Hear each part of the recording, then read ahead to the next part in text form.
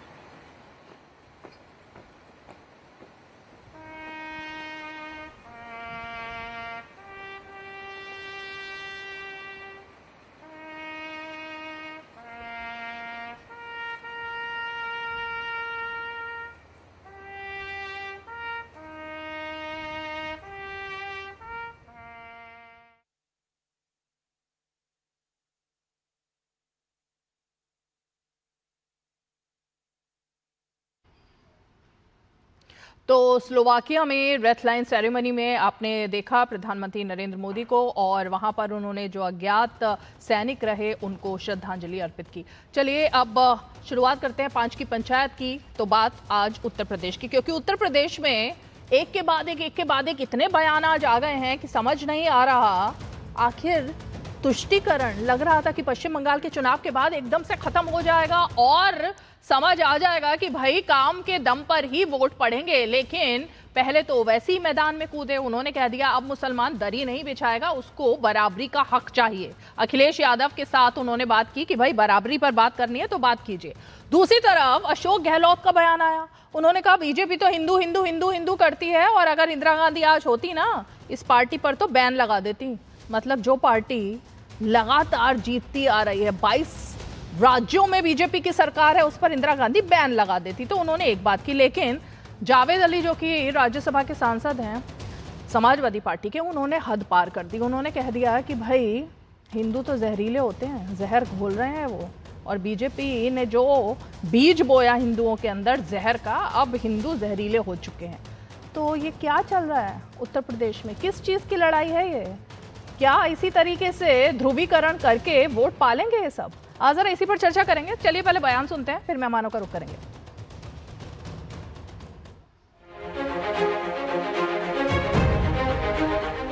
जहां अल्पसंख्यकों की आबादी कम है, जहां बहुसंख्यक ज्यादा तादाद में रहते हैं, और भारतीय जनता पार्टी के द्वारा फैलाए गए जहर को बहुसंख्यक आवाम निगलने लगा है, वो जहरीला हो गया है काफी हद तक। मुस्लिम साथियों से भी मैं कहना चाहता हूं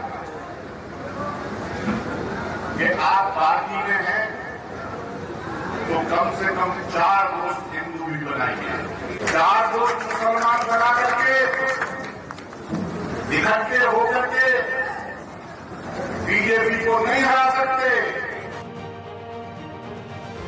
हाँ, हिंदू जहरीला हो गया, उसके लिए जो कट्टरपंथी हो गए, हिंदू जहरीला हो गया, उसके लिए जो देश विरोधी धार्मिक स्थलों पर से देश को टुकड़े टुकड़े करने की बात करते हैं, हिंदू जहरीला उसके लिए है। अरे देखिए, सोच ये हो, हिंदूवादियों को, हिंदुत्व वालों को भड़काओ और राज करो। अरे इंदिरा गांधी ऐसी नेता होती ना तो ऐसी पार्टी में बैन लगा देती वो बीजेपी जैसा। झगड़ा लगाने का काम कांग्रेस पार्टी ने हमेशा किया है, डिवाइड एंड रूल की पॉलिसी उनकी हमेशा रही है, और इसीलिए कांग्रेस हमेशा समाज को तोड़ने का काम करती है और आरोप बीजेपी पर करती है। ये बात ठीक नहीं है। मैं आपसे वादा कर रहा हूँ कि इंशाअल्लाह ताला मटेरे में, बहरेच में और पूरे उत्तर प्रदेश में हम अपनी इत्तेहाद की ताकत पर पूरा गेम बदल देंगे। अब के बाद उत्तर प्रदेश में मजलिस का परचम लहराएगा इंशाअल्लाह। सारे उत्तर प्रदेश और भारत को मालूम हो जाए कि बुलडोजर से नहीं डरने वाले, से नहीं डरने वाले, मोहम्मद बोलने से नहीं डरने वाले। असद भाई मेरे अच्छे दोस्त हैं, बड़े भाई की तरह मैं उन्हें मानता हूँ, लेकिन जो सच्चाई है वो तो यही है, सरकार तो नहीं बना पाएगी। पॉलिटिक्स करने वाले दोस्तों, की राजनीति करने वाले दोस्तों, धर्म और जात के आधार पर राजनीति करने वाले दोस्तों, उनके दाल गलने वाले दोस्तों,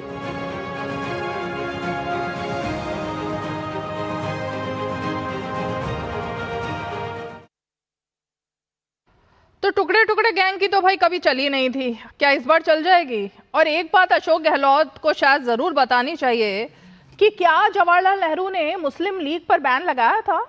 मुस्लिम लीग किसकी बात करती है, सबको पता है ना, लेकिन भाई तब तो नहीं लगा था, लेकिन बीजेपी पर बैन की बात हो रही है। चलिए एसएन सिंह जी स्टूडियो में जुड़ गए हैं, प्रवक्ता भारतीय जनता पार्टी, निखिल जैन राजनीतिक विश्लेषक हमारे साथ जुड़ रहे हैं, फखरुल हसन चांद जी समाजवादी पार्टी के प्रवक्ता हमारे साथ जुड़ गए हैं, साथ ही हमारे साथ अरविंद वाजपेयी जी जुड़ गए हैं, वरिष्ठ वाइस प्रेसिडेंट है आरएलएम के। थोड़ी देर में एडवोकेट आदिल हसन जी जुड़ेंगे आईएमआईएम से। लेकिन फखरुल हसन जी, कहाँ जहर फैल गया और वो भी हिंदुओं ने फैला दिया? देखिए रीमा जी, जो भी बयान मेरी आवाज ठीक करा दीजिए रीमा जी भाई। आवाज ठीक करिए इनकी, वैसे आपकी हमें आवाज ठीक आ रही है। आपकी आवाज इको कर रही, मुझे दोबारा मेरी आवाज मुझे ही दोबारा सुनाई दे रही। अच्छा, तो आपकी आवाज ठीक होती है। अब ये सवाल तो वैसे आपसे बनता था, लेकिन आपकी आवाज पहले अब आई ठीक। हाँ, हेलो, आई ठीक आवाज? मैं अपनी बात आपका जवाब दे देता हूँ, आवाज ठीक करा दीजिए बीच में। हाँ बोलिए। देखिए रीमा जी, समाजवादी पार्टी के जो सांसद का बयान है, समाजवादी पार्टी ने पहले कहा कि वो उनका अपना बयान हो सकता है। समाजवादी पार्टी सबको साथ लेके चलने में भरोसा करती है, पीडीए की बात करती है, सबके साथ ना इंसाफ की बात करती है। जो सांसद का बयान है उनके निजी विचार हो सकते हैं, निजी बयान हो सकता है, उससे समाजवादी पार्टी कोई लेना देना। फिर आप सवाल ये कि भारतीय जनता पार्टी के जो नेता बयान देते हैं या संसद में खड़े होकर भाजपा के सांसद बयान, इस पर कोई चर्चा भाजपा की तरफ से नहीं होती। उत्तर प्रदेश के भारतीय जनता पार्टी के एक विधायक थे राघवेंद्र, 2022 के विधानसभा चुनाव में इस बात को कहते हैं कि जो हिंदू मुझे वोट नहीं देगा उसकी रगों में मियाँ का खून दौड़ता होगा, वो गद्दार है। उस पर कोई चर्चा नहीं होती, उस पर कोई बात नहीं होती। वो कौन सी नफरत फैला रहे हैं? संसद में खड़े होकर कौन सी नफरत फैल रही? तो समाजवादी पार्टी तो इन बयानों के साथ नहीं है। हम तो अपने सांसद के बयानों की भी निंदा करते हैं, उनके इस बयान के साथ नहीं है। भारतीय जनता पार्टी जो अपने नेताओं के बयान के साथ है नहीं है। एडीआर की रिपोर्ट देखिए तो भारतीय जनता पार्टी के पूरे देश भर के नेताओं में सबसे ज्यादा बयान बीजेपी के एमपी एमएलओ के अगर नफरती हैं, हेट स्पीच के हैं, तो भारतीय जनता पार्टी के। वो एडीआर की रिपोर्ट देख लीजिए। इसलिए समाजवादी पार्टी सबको साथ लेके चलने में विश्वास रखती है, सबको साथ लेके चल रही है, और आने वाले समय में भी समाजवादी पार्टी को मौका मिलेगा तो हम सबके लिए काम करेंगे। एसएन सिंह जी, ये जो अब भाई निजी बयानों की खेती कब तक चलती रहेगी? है आपकी पार्टी में भी हो रहा है, ये उनकी पार्टी में भी हो रहा है। राजकुमार भाटी बोले तो फिर निजी बयान हो जाता है। अब आज सांसद राज्यसभा के बोले तो भी निजी बयान है। उन्होंने ये जो बयान आपकी पार्टी का जिक्र किया, पहले उसका जवाब दीजिए। नहीं, देखिए, अगर समाजवादी पार्टी के हमारे प्रवक्ता अगर समाजवादी पार्टी में वर्तमान में नहीं हो तब तो मान लिया जाएगा नहीं तो 2-4 सवाल बनता है इनसे। समाजवादी पार्टी के प्रवक्ता से भी कौन कौन नहीं है? जो आदमी कहता है साधु सन्यासी चिलिमजीवी होते हैं, ऐसे अखिलेश यादव जी, या मठ और माफिया से तुलना कर देता है, या गाय गौशाले से बदबू आती है, अपने सामने रामचरितमानस की पुस्तकें जलवाता है। क्या किसी और दूसरे धर्म की पुस्तक जलवाए हैं? नहीं जलवाए होंगे। जिस तरह से हम सुन तो लीजिए ना, आप सुन तो लीजिए। नहीं, अपने सामने जलवाई थी क्या? हम अपने सामने। और तीसरी देख लीजिए भाई, इनके नेता स्वर्गीय मुलायम सिंह जी कहते हैं अब तुम लोगों को इससे ज्यादा क्या करूं कि राम भक्तों पर गोली चलवा के पता नहीं कितने हिंदुओं की हत्याएं करवा दिया। अब इससे ज्यादा क्या करूं कि मैं भगवान श्री राम को हवा में उड़ा देने का कार्य करता हूं। अब इससे ज्यादा क्या करूं कि भारत माता को डायन कहने का कार्य करता हूं। मुझे लगता है कि समाजवादी पार्टी के किस नेता का पर्सनल बयान होगा? क्या भारत माता को डायन कहने का काम आजम खान जी नहीं किए? क्या स्वर्गीय मुलायम सिंह जी ने प्रभु श्री राम जी को हवा में उड़ाने का नारा नहीं दिलवाया? क्या उन्होंने खुले मन से नहीं कहा कि राम भक्तों पर हमने गोली चलाई है? क्या उन्होंने नहीं स्वीकारा? क्या ऐसा नहीं है कि अखिलेश यादव ने साधु सन्यासियों को चिलिमजीवी कहा है? क्या अखिलेश यादव जी की सरकार में मेरठ में 15 हिंदुओं को इसलिए नहीं बंद कर दिया गया कि वो जय श्री राम का नारा दे देते थे? बयान बोला था, ये तो सबको पता है ना फखरुल जी। अरे 15 लोगों को, ये 15 बयानों की खेती खत्म होनी चाहिए, या तो पार्टी से बाहर निकालो ऐसे लोगों को। ये निजी बयान बोलकर अपना काम भी निकल जाता है, निजी बयान भी हो जाता है। आप पहली बात तो रीमा जी आपको आपत्ति करनी चाहिए थी। भाजपा के प्रवक्ता झूठ बोलते हैं कि रामचरितमानस को समाजवादी पार्टी के अध्यक्ष के सामने जलाया गया। अरे उनके अरे सुन लीजिए, राष्ट्रीय महासचिव समाजवादी पार्टी के उस समय थे कि नहीं थे? जिस समय रामचरितमानस जला गया वो समाजवादी पार्टी के अगर राष्ट्रीय महासचिव नहीं हो, मैं विनम्रता से माफी मांगकर चैनल छोड़कर चला जाऊंगा। जिस समय रामचरितमानस की पुस्तकें जलाई गई उस समय राष्ट्रीय महासचिव थे कि नहीं? अब राष्ट्रीय महासचिव आ गए, थोड़ी देर बाद कोई कार्यकर्ता आ जाएगा। आपको लगेगा इसी तरह आप भी मैदान में आ जाइए। देर क्यों कर रहे हैं? कूद के आ जाइए। आपने झूठ बोला, क्यों कर रहे हैं? आपने झूठ बोला, आप पकड़े गए, आप गोल पोस्ट बदल रहे हैं। तो कौन गोल पोस्ट बदल रहा है? आपने बोला अखिलेश यादव के हिंदुओं को आतंकवादी कहता है, जो हिंदुओं को, जो राम को मानता ही नहीं, इसीलिए आगे क्या होता है, आगे क्या होता है, आगे क्या होता है? मतलब अखिलेश यादव लंदन में थे, अखिलेश यादव जी लंदन में थे, आगे क्या होता है? मतलब आप पार्टी के महासचिव हैं और आगे क्या होता है? रुकिए आगे मतलब आप नहीं थे क्या? जिनकी पार्टी का सवाल है उनकी पार्टी का तो बयान सुन लीजिए। फखरुल जी बोलिए ना, फखरुल जी की बात हो रही है। देखिए, मैं तो उत्तर प्रदेश के मुख्यमंत्री जी के बहुत से बयान बता दूंगा। क्या? मुल्ला, अब्बूजान, तालिबान बहुत से शब्दों का इस्तेमाल करते हैं, वो जाने दीजिए। राघवेंद्र प्रताप सिंह भारतीय जनता पार्टी के जो डुमरियागंज से प्रत्याशी थे, आपके ही तो पार्टी के थे। जो हिंदू वोट नहीं देगा उसकी रगों में मियां का खून दौड़ रहा होगा। हिंदू जहरीला होता है, हिंदू जहरीला होता है। आप मान रहे हैं कि हिंदू जहरीला होता है? मैं क्यों मानूं? आप मान रहे हैं? आप बताइए। भाई हिंदुओं को आतंकवादी आप लोग कह देंगे, कोई हिंदुओं को उठेगा तो डेंगू मलेरिया कह देगा, राहुल गांधी जी उठेंगे तो कह देंगे हिंदू तो मंदिर जाते हैं लड़कियां छेड़ने के लिए, वो तो बोको हरम से भी खराब है, उसकी पता नहीं कहां से तुलना कर देंगे। मतलब झूठे लोगों को झूठे ही तो लगता है, अब झूठे को झूठा नहीं लगेगा तो और क्या होगा? अंग्रेजों की पार्टी को भी दर्द होने लगा। अंग्रेजों ने कोई अच्छा काम किया था भारत में, पार्टी क्यों बनाया?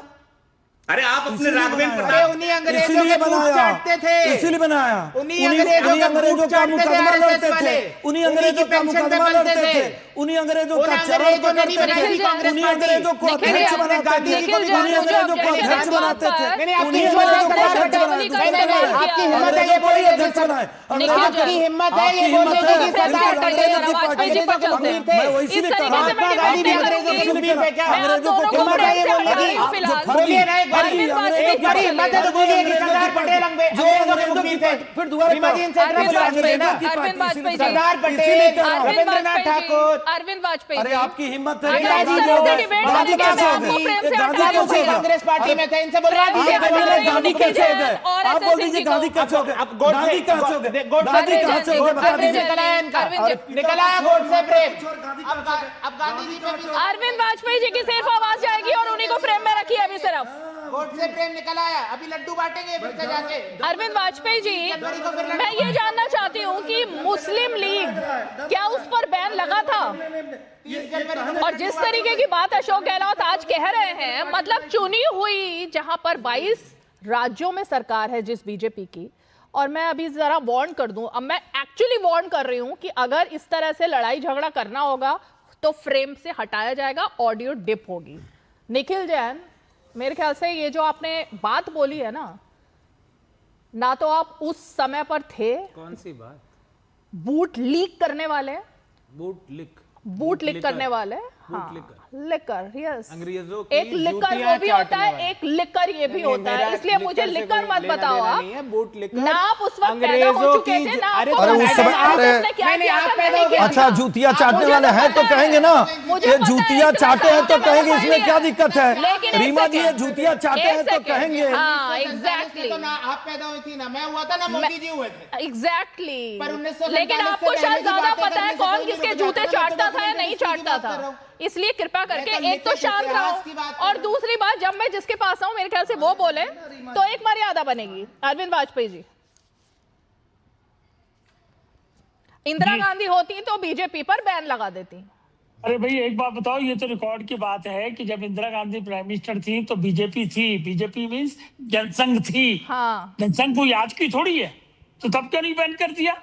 देखिए पॉलिटिकल पार्टीज को कोई बैन नहीं करता है, ये इलेक्शन कमीशन ऑफ इंडिया का प्रेरोगेटिव होता है कि कौन सी पॉलिटिकल पार्टी रजिस्टर्ड रहेगी या डीरजिस्टर्ड होगी, या नेशनल पार्टी होगी या रीजनल पार्टी होगी।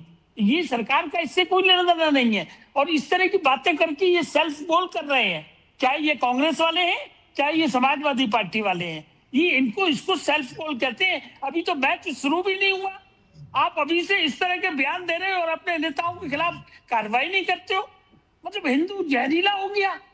अरे भाई हम तो सब धर्म संभाव की बात करते हैं, सबका साथ सबका विकास की बात करते हैं। और उत्तर प्रदेश का जहां तक सवाल है ना, आज ही एयरपोर्ट का उद्घाटन हुआ है, विकास की राजनीति कर रहे हैं वहां उत्तर प्रदेश में, क्या पूरे देश में। आपको अगर कंपीट करना है तो काम पर गिनवाइए, क्या आपकी सरकार थी तब आपने क्या किया और हमारे में नुक्स निकालिए। ये हिंदू और निखिल जैन क्यों बैन लगना चाहिए वैसे बीजेपी पर? अगर इंदिरा गांधी होती तो क्यों लगाती बैन? कि ये तुष्टीकरण की राजनीति अब खत्म हो चुकी है। ओके, बंगाल लेटेस्ट उदाहरण है आपके सामने। बंगाल में सबसे ज्यादा मुस्लिम कम्युनिटी के लोग रहते हैं, लेकिन क्या हुआ उसके बावजूद भी? ठीक है, अब सिर्फ विकास की बात होगी जो ये सरकार कर रही है। और इसीलिए ये सरकार बार बार चुनाव जीत रही है, देश की जनता के दिलों में घुसी हुई है, उनके विकास, उनके गरीब गुरबा के लिए काम कर रही है। रुकिए ना, आपके पास आ रही हूं दोबारा से। निखिल जैन क्यों बैन लगा रही थी इंदिरा गांधी, बताओ अब। सबसे पहले तो अब देखो, आप अपनी बारे में बोलोगे तो अच्छा लगेगा और आराम से बोलोगे तो। हाँ, और दूसरे के बारे में बोलेंगे तो बोल सकता है ना। और आप भी नहीं बोलोगे दूसरों की बारे में, एसएन सिंह जी। बोले हैं तो उसका ठीक है, अब बोलिए निखिल जी। बदला तो लेना चाहिए, ये बदले की अच्छा ठीक है, ठीक है, प्लीज प्लीज। अच्छी बात है, बंगाल में भी चले गए, बंगाल में भी चले गए, बंगाल में भी चले गए, आ जाइए। अब बताइए अंग्रेजों ने क्यों पार्टी बनाई? बताइए अंग्रेजों ने क्यों पार्टी बनाई? अंग्रेज कौन सा अच्छा काम किया बताइए? अंग्रेजों ने कौन सा अच्छा काम किया बताइए? अरे अंग्रेज, आप जवाहरलाल नेहरू का नाम लेने पे क्यों भाग रहे हैं? जवाहरलाल नेहरू ये कांग्रेस पार्टी के इतिहास पे सवाल उठा रहे हैं, तो इनकी हिम्मत है ना ये बोल के दिखा दे कि सरदार पटेल और नेताजी बोस अंग्रेजों के मुखबिर थे। हटाइए भाई, हटाइए। नहीं, मैं मतलब बहुत ही शर्मनाक है ये, बहुत शर्मनाक है जो कर रहे हो ना आप दोनों। मतलब कितने लोग देखे, इतना अच्छा पैनल है, इतने अच्छे गेस्ट जुड़े, क्यों कर रहे हो आप दोनों ऐसा? आराम से अपनी बात प्लीज बोलो। ठीक है रीमा जी, सबसे पहले तो हमने 8 बारी अभी चित्र देखे किस तरीके से प्रधानमंत्री मोदी ने स्लोवाकिया के अज्ञात सोल्जर्स को श्रद्धांजलि दी। बहुत अच्छा लगा देख के मुझे। मेरी बस आशा है कि जिन 3 भारतीयों को अमेरिकी नौसेना ने मार गिराया, उनके लिए भी प्रधानमंत्री श्रद्धांजलि दे पाए। 8 बार नहीं, एक ही बार सही, एक बार बस आप डीडी न्यूज पे चला दीजिएगा। आपने मेरे से सवाल पूछा कि अशोक गहलोत, देखा नहीं विदेश मंत्रालय ने क्या किया? आपको नहीं पता देश ने प्रधानमंत्री मोदी ने क्या करा? आपको प्रधानमंत्री मोदी ने क्या करा? मैडम, प्रधानमंत्री मोदी ने क्या करा? 2 देशों के प्रधानमंत्री मोदी ने क्या, बिल्कुल पता है। ये पहली सरकार है क्या जो देश चला रही है? इससे पहले किसी सरकार ने देश नहीं चलाया था। नहीं, आप गजब है, आपने दिव्यानी को नहीं आप ये बताइए। नहीं मैडम, एक चीज बताइए, आपने सारे मंत्रालय बंद कर दो। आप जैसे कि यूपीए की सरकार के समय होता था ना कि एक ही इंसान सब कुछ चलाता था, ना तो पीएम का कोई मतलब था, ना मंत्रियों का मतलब था। तो अब आपको लगता है कि यहाँ पर भी वही हो? मेरे ख्याल से ये तरीका ठीक नहीं। सबके डिपार्टमेंट बटे हुए हैं, सब अपना काम कर रहे हैं। तो यहाँ पर उसी तरह से लोकतंत्र में सरकारें चलती हैं, निकल जाते। लेकिन आपको नहीं समझ में आएगा। आदिल हसन जुड़ गए हमारे साथ में। मैंने सवाल कुछ और किया था, आप उस सवाल पे आना ही नहीं चाहते। आप जवाब तो दें। आप उस सवाल पे आना नहीं चाहते, आप डक कर जाते हो ना चीजों को, फिर मुझे दिक्कत होती है। नहीं, आपने जब इंटरजेक्शन करा, हिंदू जहरीले होते हैं क्या भाई? और ये दरी बिछाने वाली, या किसी ने बोला नहीं, ये दरी बिछाने वाली बात कहां से आ जाती है आदिल हसन जी? दरी नहीं बिछाएगा मुसलमान, कहां बिछा रहा है दरी मुसलमान? मैम, आप ही देखा कि बंगाल में सियोनी घोष दिल में काबा आंख में मदीना कर करके पूरे बंगाल चुनाव में पोलराइज कराया ला। ये बात तो कल सिद्ध हो गई कि बीजेपी के इशारे में लगता वो काम कर रही थी। पूरा बंगाल चुनाव में जो आदमी ममता बनर्जी के नाम पर जीती, यूसुफ पठान म्युनिसिपल कॉर्पोरेशन चुनाव नहीं जीत पाए, ममता बनर्जी के नाम पर वहां के लोगों ने जिताया। और आपने देखा कि किस तरह मैंडेट का धोखा दिया। बीजेपी उसको ऐसा स्वागत करती है, लगता ही नहीं है कि लोकतंत्र बचा है। आप ही बोली स्पीकर साहब उसको कर रहे हैं। ये कोई ये है जिस पार्टी का है हिम्मत तो रिजाइन करके आइए ना। मुसलमान देखिए, 2 मुसलमान मेरे पैनल पर बैठे हैं और अपनी अपनी पार्टियों को रिप्रेजेंट कर रहे हैं। दरी कहाँ बिछा रहा है मुसलमान? मैम, दरी बिछाने का मतलब हिस्सेदारी नहीं मिलना। 18% मुसलमानों की आबादी है। अच्छा, हमारे मुद्दे पर मतलब है, हमारे मुद्दे पर ना अखिलेश जी बोलेंगे, ना ममता जी बोलेंगी, ना कांग्रेस बोलेगी, ना तेजस्वी बोलेंगे, ना शरद पवार बोलेंगे, ना सुप्रिया सुले बोलेंगे। हमारे मुद्दे पर बोलिए मॉब लिंचिंग पे कोई नहीं बोलता है, बोलिए बुलडोजर चलता है कोई नहीं बोलता है, नाव में कश्ती पे पूरे गंगा नदी पर पूरे जगह सीवेज का पानी गिर रहा है, नाला का पानी गिर रहा है, बियर पीते हुए एक लड़के का वीडियो आया, कोई एक्शन नहीं, बुलडोजर नहीं हुआ। लेकिन बच्चे ने अफ्तारी कर ली, रोजा खोल लिया, उसके चलते 40 दिन आप जेल भेज दिए। तो इंसाफ होना चाहिए ना। हमारे बाप दादा ने देश की आजादी के लिए जान दिया है, तिरंगा हमने दिया, सरफरोशी की तमन्ना हमने दिया, हिंदुस्तान जिंदाबाद के नारे हमने दिए, पहला काला पानी में जाने वाला फजले हक खैराबादी हमने दिया, टीपू सुल्तान अंग्रेजों से मरते मरते बन गए, बाबा साहेब अम्बेडकर ने संविधान के असली ओरिजिनल संविधान में उनका फोटो दिया, हमने वीर अब्दुल हमीद दिया। सब कुछ देने के बावजूद आज हमसे सवाल कर रहे हैं।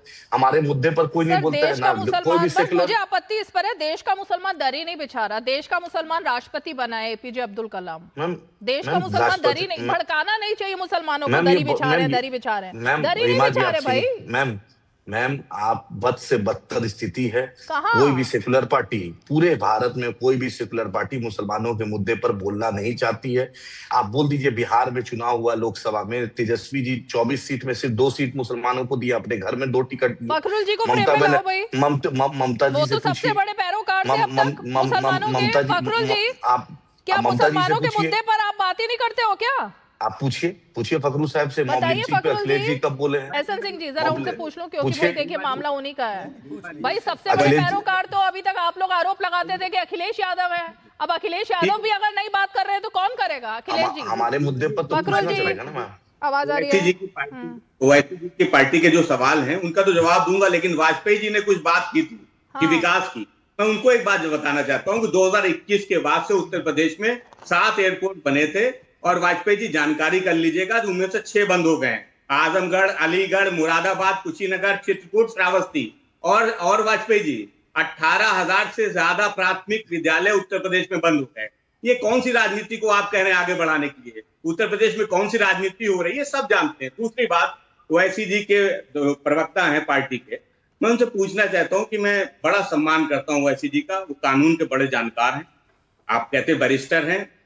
मैं उनसे पूछना चाहता हूं, जब उत्तर प्रदेश में अल्पसंख्यकों के घरों पे बुलडोजर चल रहा था, जब मदरसा बोर्ड पे सवाल थे, जब मदरसों को वैध और अवैध कहा जा रहा था, जब इस बात को कहा जा रहा था कि शैक्षिक संस्थाएं जो अल्पसंख्यकों की हैं उनके अधिकारों को कम किया जा रहा था, और जहां से आपने अपने चुनाव प्रचार की शुरुआत की, उस जिले में जो मजार को लेकर मुद्दा था, उस पर आपने क्या कोई कानूनी मदद की किसी अल्पसंख्यक की, किसी मुसलमान की? आप मुसलमानों के बड़े पैरोकार अपने आप को कहते हैं, कोई कानूनी मदद की हो, किसी मुकदमे में की हो, कोई मुकदमा बता दीजिए। मैं आपको भरोसा दिलाता हूं कि समाजवादी पार्टी के राष्ट्रीय अध्यक्ष आदरणीय अखिलेश यादव जी ने हर मामले में, माननीय आजम साहब का मामला हो या जितने भी अल्पसंख्यकों के मामले रहे हों, उनमें कानूनी मदद की, और वो कानूनी मदद आज भी जारी है।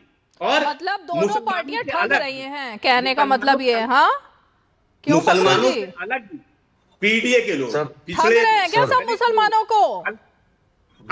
जो ब्राह्मण लोग हैं, ये तो गजब बात हो गई। देखिए सबसे ज्यादा वोट आप दोनों पार्टियों को पड़ते हैं, और आप ही दोनों पार्टियां ऐसे कह रहे हो।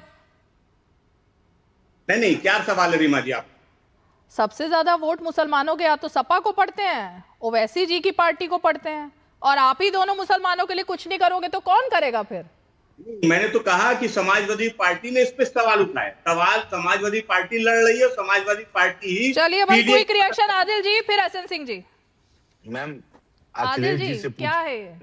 मैम अखिलेश जी से पूछिए, मुजफ्फरनगर जल रहा था, वहां के लोगों पे, वहां की महिलाओं पे जो अत्याचार हुआ था, सैफई में नाच किसके यहाँ हो रहा था? अखलाक के घर में मॉब लिंचिंग हुआ, कौन गया था?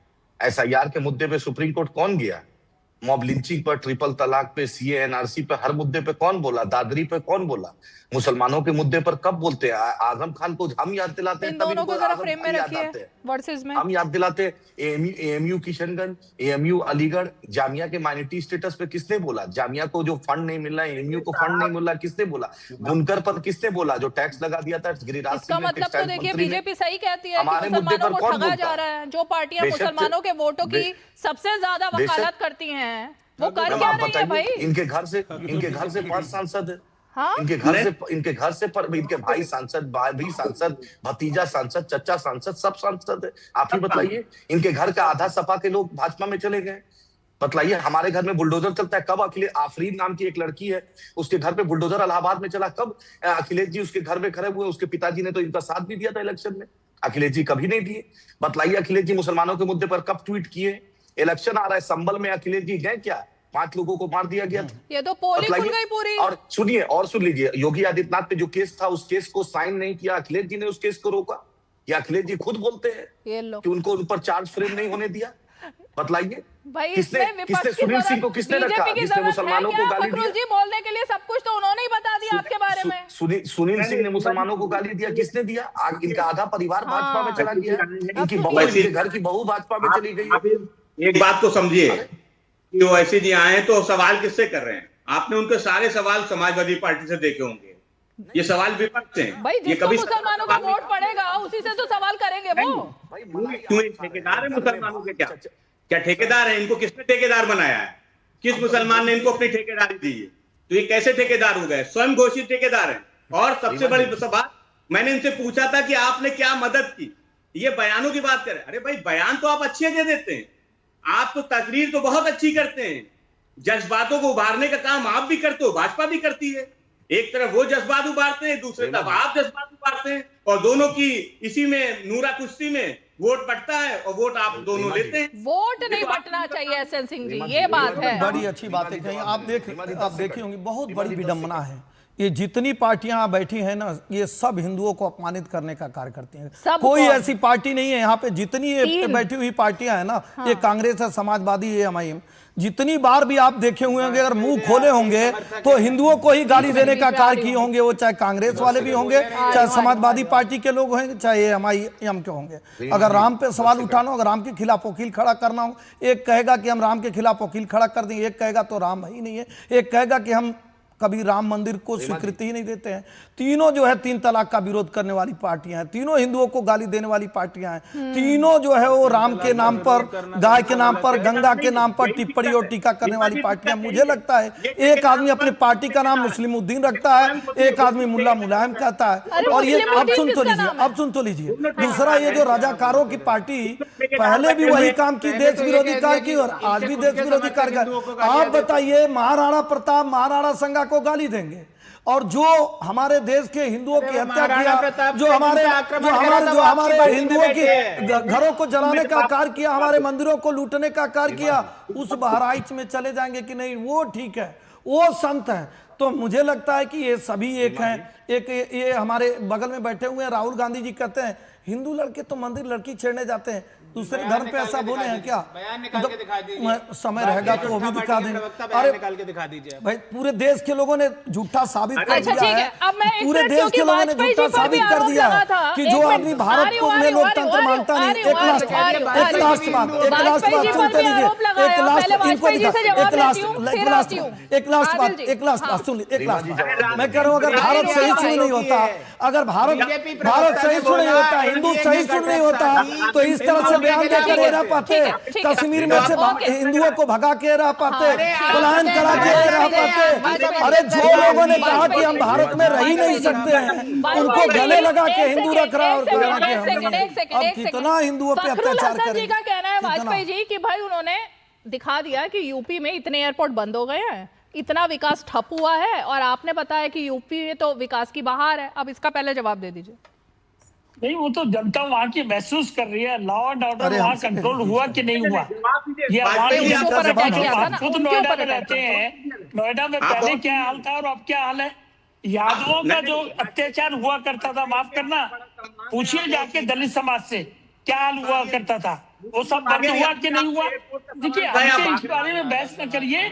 यूपी में जेन्युइन तरीके से विकास हो रहा है, लेकिन मुझे दुख है कि ये नैरेटिव क्या बना रहे हैं कि मुसलमानों को इतना अत्याचार हो है, बुलडोजर चला दिया जा रहा है। अरे भाई, बुलडोजर जो चलता है ना, वो कानून के हिसाब से चलता है।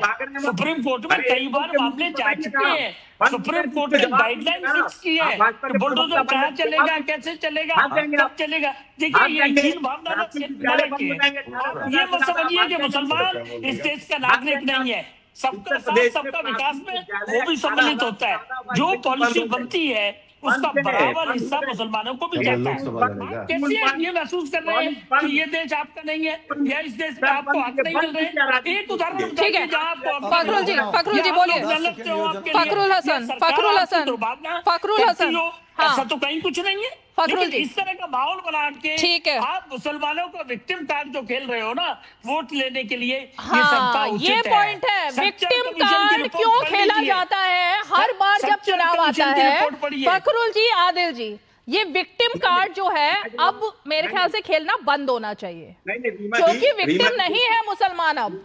हाँ, बिल्कुल नहीं है। रीमा जी, देखिए, हाँ, आपने भाजपा के प्रवक्ता से पूछा, राघवेंद्र प्रताप के उस बयान का नहीं बता रहे हैं जो कहते हैं कि सन्यासी चिरंजीवी होते हैं। मौलाना के बारे में कुछ बोलिए, मौलानाओं के बारे में भी कुछ बोलिए ना। भारत माता डायन होती है, किसी और के बारे में भी बोल के दिखाइए। बाबा साहब को घूम आप ये बताएंगे, कहीं और बोल के बताइए। आप इधर उधर भाग रहे हैं, कोने ढूंढ रहे हैं। एक एक करके एसएन सिंह जी, उनकी बात सुन लीजिए, फिर बोलिएगा आप। हाँ, बोलो। बोलो आप, बोलिए। रैपिड रेल वाला उत्तर प्रदेश, अरे भाई फखरुल जी कंप्लीट कीजिए जल्दी से। फैक्ट्री वाला उत्तर प्रदेश, सबसे ज्यादा एयर कनेक्टिविटी वाला उत्तर प्रदेश, पेपर लीक वाला Uttar Pradesh, law and encounter वाला उत्तर प्रदेश, इसीलिए अपराधियों पर कार्रवाई करने वाला उत्तर प्रदेश, और कांग्रेस कुंभ में घटनाओं वाला उत्तर प्रदेश, खत्म कर देने वाला उत्तर प्रदेश, अपने ही विधायक को सांसद पीटने वाला उत्तर प्रदेश, सबसे ज्यादा विकसित भारत के मंत्र को बढ़ाने वाला उत्तर प्रदेश। आज उत्तर प्रदेश इस तरह से इनका भाषण के लिए चल रहा है, मुझे लग रहा है। रीमा जी अभी तक मैं एक बारी भी विदाउट इंटरप्शन नहीं बोल पाया, उनका भाषण चल रहा है विदाउट इंटरप्शन। कांग्रेस की मदद लेनी चाहिए कि 98 में आदिल हसन जी। रीमा जी मैं भी बोल सकता हूँ या खाली 0.43% मैं इसमें कुछ नहीं कर सकती हूँ क्योंकि मेरे जैसे ही मैं बोलने लगूं, नहीं अगर मैं जैसे ही बोलने लगता हूँ कुछ नहीं कह सकती हूँ। नहीं आपको मैं जैसे ही कमांड लेनी पड़ेगी, अगर आप नहीं ले पा रहे हो तो फिर सॉरी। मैं जब जवाब देने लगता हूं एसएन सिंह जी बीच में आदिल जी सारे के जड़ कांग्रेस है, इस देश के हर बुराइयों की जड़ कांग्रेस, इस देश की बुराइयों की तो देश का हक मारने वाली, भाई पूरे देश के लोगों ने देश की आजादी के लिए लड़ाई लड़ी, पूरी देश, रीमा जी देख रही हैं, देश के सारे लोगों ने लड़ाई लड़ी कि देश आजाद हो, लेकिन ये देखिए अकेले नेहरू, अरे नेहरू जी तो काफी पीते थे, नेहरू जी तो कैरम खेलते थे, नेहरू जी तो एडवीना को लव लेटर लिखते थे, नेहरू जी तो पता नहीं क्या क्या करते थे। तो नेहरू जी के बारे में चर्चा करिए, पूरे देश के लोगों ने किया। आप लोग बोल क्या रहे हैं? आप शो का भी टाइम वेस्ट कर रहे हो और अपना भी टाइम वेस्ट कर रहे हो। अगर अपनी अपनी बारी में बोलेंगे तो दर्शक समझ पाएंगे पॉइंट क्या है। आदिल हसन जी, आदिल हसन जी, आदिल हसन जी, आदिल हसन जी। यस मैम, मैम आप ही पूछिए, जो समाजवादी के मेरे भाई हैं, क्या मुजफ्फरनगर में इंसाफ मिल पाया क्या? मुजफ्फरनगर में आजादी के बाद सबसे बड़ा आदिल जी मुझे ये बताइए, अगर इतनी बुराई है समाजवादी पार्टी में तो अखिलेश यादव को क्यों प्रपोजल दिया है आज ओवैसी साहब ने? ये क्यों प्रपोजल दिया है कि आइए साथ में आ जाते हैं, जब इतनी बुराइयां हैं तो फिर? मैम सुना जाए, आप ही बिहार में आपने देखा एक वोट बैंक है, उसको लगता है कि हम अलायंस नहीं चाहते। हमने बिहार में भी प्रपोजल दिया था तेजस्वी जी को, लेकिन पूरी ताकत तेजस्वी जी ने भाजपा को हराने में नहीं, एकरा हसन आई थी, इमरान प्रतापगढ़ी आए थे, अफसाल अंसारी आकर सीमांचल में पूरी ताकत लगा दिया, तब भी सीमांचल में हमने जीता। अभी भाजपा, हम माइनॉरिटी के इश्यूज पे हम बोलते हैं, एएमयू माइनॉरिटी का बजट 40% घट गया है। प्रधानमंत्री विदेश जाते हैं तो मुसलमानों से गले मिलते हैं, कभी भारत के मुसलमानों से बोलिए गले मिलने। 3 भारतीय कल शहीद हुआ है, अमेरिका ने भी हमला किया, मुसलमानों से गले मिले वो भी दिक्कत, ना मिले तो भी दिक्कत, ये तो गजब है। रीमा जी क्या डबल स्टैंडर्ड्स हैं ये? मतलब मुसलमानों की बात सुने तो भी दिक्कत। अरे मेरी बहन बोलने दीजिए ना, मैं बोल रहा हूँ भारत के भी मुसलमानों से भी मिलने बोलिए। मिडिल ईस्ट का जो आरामको का इन्वेस्टमेंट गुजरात में होता है उसको उत्तर प्रदेश में, बिहार, झारखंड, बंगाल में करवाइए। मुस्लिम कंट्री से इन्वेस्टमेंट आता है तो उसको बिहार, झारखंड, बंगाल में, यहाँ हिंदू मुस्लिम मीटिंग कब कीजिएगा आप? क्या गौ रक्षक के नाम पर कब तक कत्लेआम कीजिएगा? कब तक मासूमों को दाढ़ी टोपी नोचिएगा? प्रधानमंत्री इस पर भी बोले, हर दिन जबरदस्ती जेएसआर का, क्या देश नहीं देख रहा है? आप ही बतलाइए, इंसाफ कीजिए। एएमयू किशनगंज को 1 रुपया नहीं मिला, 10 साल 12 साल से इनकी सरकार है। एएमयू किशनगंज के लिए हम लोग पैसा मांगते गए, सीमांचल की बाढ़ की तबाही कुछ नहीं हुआ, बिहार को स्पेशल स्टेटस नहीं मिला, सीमांचल को स्पेशल स्टेटस नहीं मिला। मैंने सिर्फ एक गूगल किया, मैंने सिर्फ एक गूगल किया, इसको भाई क्लोज अप कीजिए जरा कैमरा पर्सन जी। एक गूगल किया, मोदी जी की भारतीय मुसलमानों के साथ बैठके तस्वीरें, ये देखिए अनगिनत तस्वीरें निकल आई हैं, ये सब भारतीय मुसलमान है भाई। मैम आदिल जी, लोगों से मिलने से नहीं होगा, भारतीय मिलने से नहीं होता। अरे मैम ये तो स्पॉन्सर्ड है ना मैम, स्पॉन्सर्ड है ना, नहीं होता। एक बात पर तो कायम रहो, ये भारतीय मुसलमान मैम स्पॉन्सर्ड लोग से नहीं मिलने बोलिए ना, बोलिए आप मुसलमानों से मिलिए, तो बोलिए। अच्छा मैडम, हर दिन जीएसआर के नाम पर जो मैम हर दिन जीएसआर के नाम पर मारा जाता, दिल्ली में मालविया होटल में आग लगी, गद्दे वाले ने जान बचाई, 21,000 रुपया देते हैं प्रधानमंत्री, शाबाशी नहीं दे सकते उसको, 21,000 रुपया सिर्फ चीफ मिनिस्टर उसको देंगे। आप ताजमहल पर हर दिन गाली देते हैं, लेकिन हर कुछ प्रधानमंत्री को करना है, फिर वही बात आ गई एसएन सिंह। तो कौन इस देश का कौन मुखिया है? सब कुछ पीएम को करना है, सब कुछ। इस देश का मुखिया कौन है? नहीं आप देख लीजिए ना कांग्रेस की, मतलब एसएन सिंह का नाम लेंगे तो भी कांग्रेस को दर्द हो जाएगा, एसएन सिंह से सवाल पूछेंगे तभी कांग्रेस को दर्द हो जाएगा। मैं एक बात पूछ रहा हूं, मैं वही तो पूछ रहा हूं कि भाई सरकार की किस योजना पे लिखा हुआ है कि उसमें हिंदू मुस्लिम हो रहा है?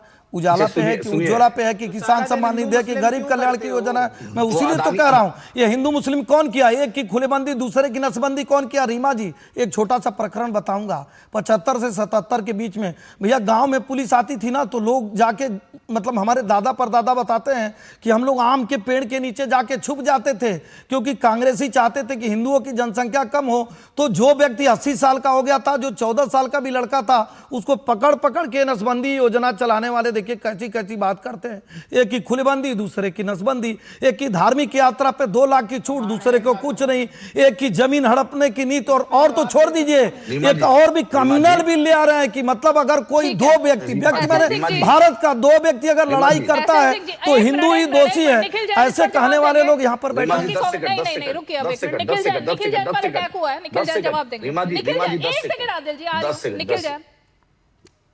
रीमा जी जब से एसएन सिंह जी प्रोग्राम की शुरुआत से चीजें बोल रहे हैं, झूठ पे झूठ, झूठ पे झूठ। पहले अब देखिए अपनी बार अब इस बार वो आपकी बारे में नहीं बोले थे कि अब चुपचाप बैठे थे वो। हाँ। अखिलेश यादव पे पहले झूठ बोला, फिर राहुल गांधी पे झूठ बोला, फिर ये बोलने लग गए कि कांग्रेस पार्टी तो अंग्रेजों की पार्टी थी।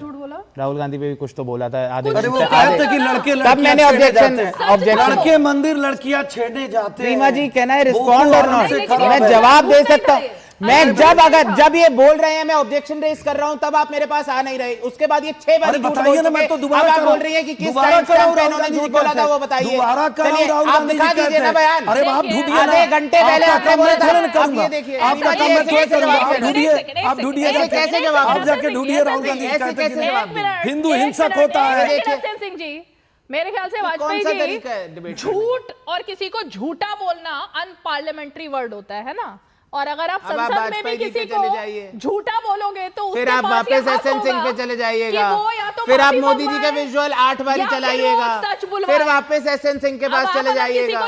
मैं एक काम करता हूँ, मैं उठ के चला जाता हूँ।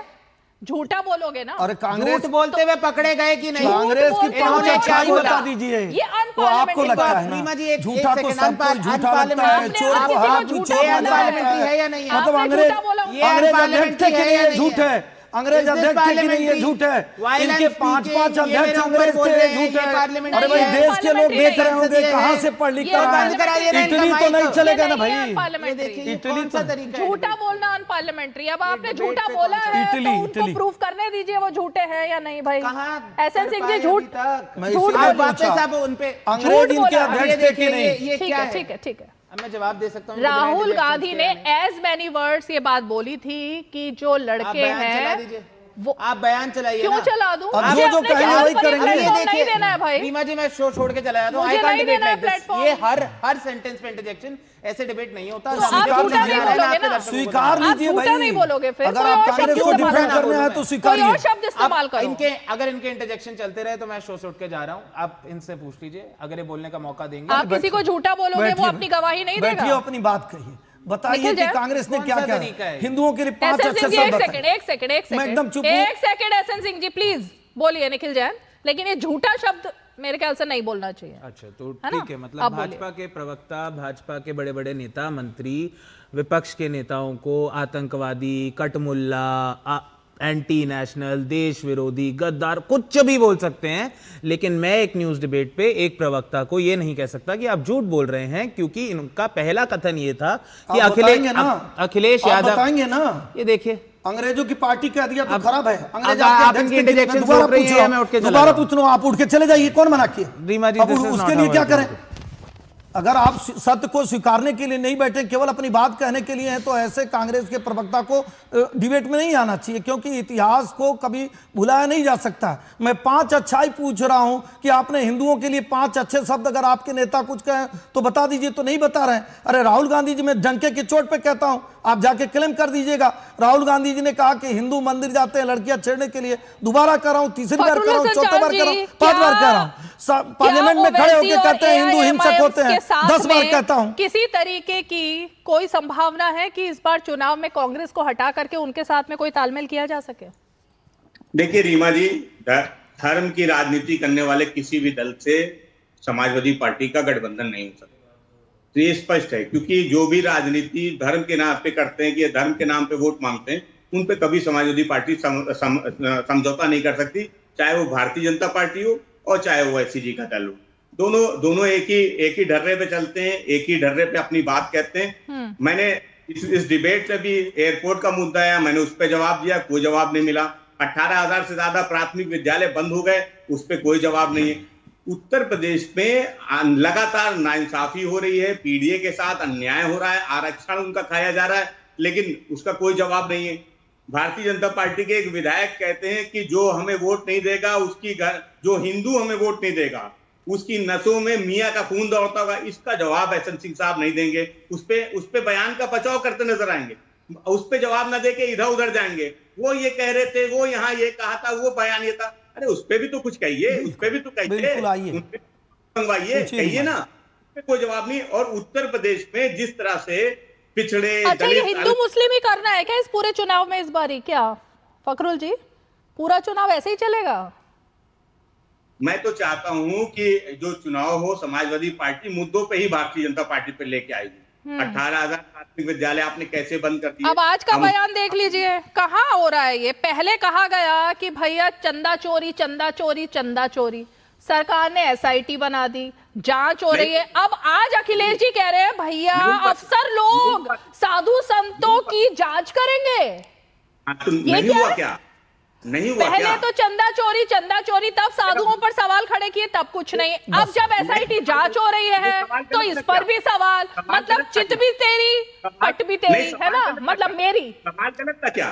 सवाल गलत था क्या? नहीं आप बताइए फिर, या तो जांच हो या जांच ना हो, इसका मतलब कोई गिमिक था ना ये। अरे आप उधर से क्यों भाग रही हैं? जो जिस सवाल को उठाया समाजवादी पार्टी में आज साबित हो क्या कि जो आरोप लगाए थे वो सच थे? तो जांच हो रही है ना, तो जांच से क्यों भाग रहे हैं फिर? कौन जांच से भाग रहा है? अखिलेश यादव क्यों कह रहे हैं कि जांच क्यों हो रही है साधु संतों की? अफसर कैसे करेंगे जांच? कैसे राम मंदिर की जांच हो जाएगी? पहले मुद्दा उठाया फिर ये बात हो गई, दोनों चीजें कैसे हो जाती हैं? आप क्या चाहती, मुद्दा ना उठाया जाए? जो चल रहा था चलने तो आप चाहते हो जांच ना हो? नहीं, बिल्कुल जांच होनी चाहिए। तो फिर दिक्कत क्या है? नहीं, उसमें पुलिस और सरकार का हस्तक्षेप क्यों होगा? किसी धार्मिक जगह पे सरकार का हस्तक्षेप क्यों होगा? तो क्या होना चाहिए? कौन जांच करे? बिल्कुल, जो लोग वहां पे हैं, धार्मिक लोग हैं, उनको बैठ के इस मुद्दे को सुलझाना चाहिए। क्या गलत है? सुलझाना चाहिए, मतलब जांच ना हो, सुलझाएं। एहसन सिंह जी, दरअसल जिस धर्म से आते हैं, इस धर्म में यही होता है कि भारत के कानून को नहीं माना जाता है। अगर मदरसे में या मस्जिद में कहीं कुछ हो जाता है तो इस तरह से सुलझाएं। हमारे यहाँ एक कानून है और बाबा साहब का बनाया हुआ कानून हो, वो सब पे लागू होता है, चाहे किसी धर्म से आप हो, चाहे समाज के रहने वाले हैं, चाहे व्यक्तिगत हो।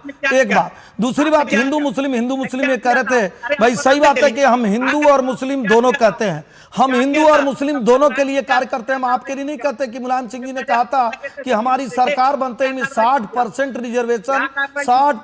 रिजर्वेशन मुसलमानों को हम प्राइवेट फैक्ट्रियों में भी दे देने का कार्य करते। हम आपकी तरह नहीं करते हैं कि एक मुसलमान को खुश करने के लिए, बेशक वो अपराधी हो, चाहे वो रामपुर में दंगा कराया हो, चाहे अयोध्या में विस्फोट कराया हो, बनारस में विस्फोट करवा, इस नाते छोड़ दे कि वो मुस्लिम है। हम इस नाते नहीं करते हैं कि वो मुस्लिम है, वो कव्वाल कांड करा देता है, बहुत सारे लोगों की जान चली जाती है, उसको के बाद भी उस मुसलमान को एरोप्लेन से बुलाकर चाय पिलाते हैं।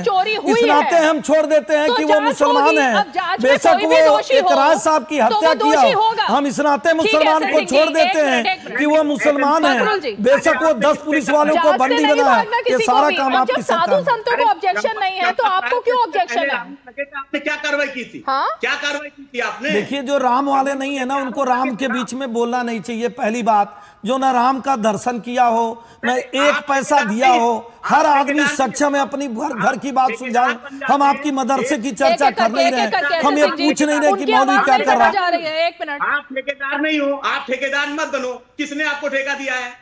किसने आपको ठेका दिया है? किसने आपको दिया था कुंभ पे सवाल उठाने का? राम गोपाल जी फालतू कहे, किसने कहा था आपको फालतू कहने का? फालतू कहना है तो दूसरे धर्म को बोलिए। आप क्यों कुंभ पर सवाल उठाएंगे? आप क्यों गाय और गंगा पर सवाल उठाएंगे? आप क्यों कहेंगे साधु सन्यासी चिरंजीवी होते हैं? आप क्यों कहेंगे काशी में लोग अंतिम समय में जाते हैं? ये सारा बयान किसका आता है? आप क्यों कहेंगे कि हम तो पूजा ही नहीं करते हैं? ये तो सारे चीज आप लोग कहते हैं ना साहब, हिंदू धर्म ही नहीं होता है। जब आप कहेंगे तो सवाल बनता है, बहुत सारे ऐसे लोग हैं हिंदू धर्म में जो इन चीजों को पूछ लेंगे। चुनी हुई सरकारों को गिराएंगे आप। फखरुल जी, मुझे एक बात समझ में नहीं आई कि अखिलेश यादव ने ये राम मंदिर का मुद्दा उठाया, उनके पास कोई सोर्सेस ने कुछ बताया होगा उनको फखरुल जी, लेकिन ये बात भी तो सही है ना कि जब से राम मंदिर बना उसके बाद से लेकर अब तक एक दूरी बनाए रखी अखिलेश यादव ने, नहीं गए वो राम मंदिर। चंदे की बात आई तो भी दूरी बनाए रखी। अब अचानक से ये डबल स्टैंडर्ड्स क्यों आ गए? आदरणीय अखिलेश यादव जी ने कहा कि मैं प्रभु राम के मंदिर जाऊंगा, पूरे परिवार के साथ जाऊंगा। कब? शायद आपने कब? गूगल कर लीजिए आपके फोन में। कब जाएंगे वो पूछ रही हूँ। जब प्रभु बुलाएंगे तब जाएंगे, दर्शन करने जाएंगे। इस बात को पहले भी कहा था। ऐसा ही जांच के बाद नहीं, जांच के बाद जांच की क्या बात है? जांच की क्या बात है? जांच जो चल रही है चलनी चाहिए। और जो एसआईटी जांच को राष्ट्रीय अध्यक्ष जी ने कहा कि धार्मिक मामला है, धर्म स्थल का मामला है, इसलिए उस मामले को अंदर बैठ के बातचीत करके सुलझा लाना चाहिए। क्या गलत कहा है? अगर धार्मिक आस्था का सवाल है तो उस पे भारतीय जनता पार्टी चाहती है कि अच्छा, सरकार पहला ऑब्जेक्शन आना चाहिए था इस पर साधु संतों का या सनातन समाज का, है ना? किसी का कोई ऑब्जेक्शन आया नहीं, क्योंकि दूध का दूध पानी का पानी होना ही चाहिए। किसी का कोई ऑब्जेक्शन नहीं आया, लेकिन इसमें भी लड़ाई करवानी है अखिलेश यादव को। हाँ रीमा जी केवल भारतीय जनता पार्टी से ही साधु संत बात नहीं करती, आदरणीय राष्ट्रीय अध्यक्ष जी से भी उनकी बातचीत होती है। और जो कुछ बात आदरणीय राष्ट्रीय अध्यक्ष जी कह रहे हैं साधु संतों की, अच्छा हाँ, उनसे सबसे बातचीत करके ही उतनी बात होती। ये बात भी जो आदरणीय राष्ट्रीय अध्यक्ष जी ने उठाई वो अपने मन से नहीं उठाई थी, वो बात भी साधु संतों ने। मतलब साधु संतों ने अखिलेश यादव को एसएन सिंह जी बोला है कि भाई हमारी जांच अफसर कैसे करेंगे। दरअसल फंस गए हैं इसमें बुरी तरह से। अगर बात करनी थी तो योगी जी से करनी चाहिए थी। योगी नहीं, तो बुरी तरह से फंस गए हमारे मित्र फखरुल जी, बुरी तरह से फंस गए हैं। कोई मना किया है? अगर हम 2 बार जाते, किसने कहा कि हम ही जाएंगे आप नहीं जाए? हम 2 बार जाते हैं, आप 4 बार जाइए। हम महीने में 1 बार जाते हैं, हम महीने में 10 बार जाइए। हम दिन में 1 बार राम का नाम लेते हैं, आप 10 बार राम का नाम लीजिए। लेकिन आपको वोट से डर लगता है ना, हमको नहीं वोट से डर लगता है। राम हमारे आदर्श। और लास्ट बात रीमा जी जानती हैं, राम नाम तो जो सनातनी है, जो हिंदू वाला है, हो सकता है फखरुल भाई ना लें, लेकिन सनातनी को तो राम नाम लेना ही है। कोई शुरू में ले लेगा, कोई बीच में ले लेगा, और कोई जब अस्तित्व खतरे में आएगा, चुनाव आएगा तब ले लेगा। काल नेमी भी राम नाम ही ले रहा था, मारीच भी राम नाम ही ले रहा था। और मुझे लगता है कि हम लोग तो सनातन वाले अंतिम समय में भी राम लेते हैं, राम का नाम तो लेना ही पड़ेगा। क्या अब ये वक्त आ गया है कि आप अपनी पार्टी में भी एक रूल बना दें कि भैया ये व्यक्तिगत बयान जो देगा उस पर होगी कार्रवाई। जी मैं तो कह रहा हूं कि ये व्यक्तिगत बयान है। मैंने तो भाजपा के विधायक का बयान आपको भाजपा का तो भाजपा तय करेगी ना, पहले अपनी पार्टी का तो तय करिए। इतने पुराने बयानों हिंदू जहरीले कहाँ से हो गए भाई? कौन जहर फैला रहा है हिंदू? इनके मुंह से सुनवा दीजिए। दिमाग में भी बात कहाँ से आ जाती है?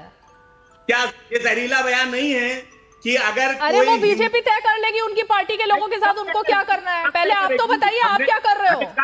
कब तय करेगी इतने पुराने बयान पे? अरे आप क्या कर रहे हो वो तो बताओ। मैं कह रहा हूँ कि उनका निजी बयान के साथ क्या होने वाला है अब अगला कदम? उनसे पूछिए, ये है उन बयानों के साथ। इनके मुंह से तो नहीं बताओगे, मतलब आप नहीं बता पा रहे? मैंने तो कहा उनका निजी बयान है। मैं क्यों उनके साथ, उनके बयानों के साथ समाजवादी पार्टी नहीं है? इनसे पूछिए ये बयानों के साथ हैं। ये तो नहीं बोल रहे हैं। एक लाइन में जल्दी से, मेरे पास वक्त नहीं है, आप एक लाइन। बड़ी दिक्कत है। समाजवादी पार्टी जब फंस जाती है ना, बता ही नहीं पाती। आपका बता दो ना। कब देखिए, हम तो हमेशा कहते हैं, अगर गणित के प्रश्न पत्र में आप हिंदी का सवाल पूछेंगे, जिस दिन भारतीय जनता पार्टी का जो कुछ भी कोई गलत बात कहा होगा, रीमा जी उस पर डिबेट की होंगी, जो प्रवक्ता बैठे होंगे उस पर जवाब दिए होंगे। लेकिन ये पूछा जाता है काशी के ही पूजा को प्रतिबंधित क्यों करें? यही है कि भैया ध्रुवीकरण कर कौन रहा है, और क्या उत्तर प्रदेश के चुनाव में ये ध्रुवीकरण जरूरी है? क्यों जरूरी है? और ये निखिल जैन जो शो छोड़कर आज गए हैं, मैं बता दूं कि 2 बातें उन्होंने बहुत ही विवादास्पद भी बोली और ऑब्जेक्शन जिस पर होना चाहिए वो बोली। अगर वो चाहते हैं कि हम चुप रहें तो भाई चुप तो नहीं रहेंगे, क्योंकि मेरे शो में इस तरीके से हिट एंड रन करना मतलब कांग्रेसियों को भी शोभा नहीं देते। तो 5 की पंचायत में इतना ही। कल फिर होगी मुलाकात, तब तक के लिए हमें दीजिए इजाजत।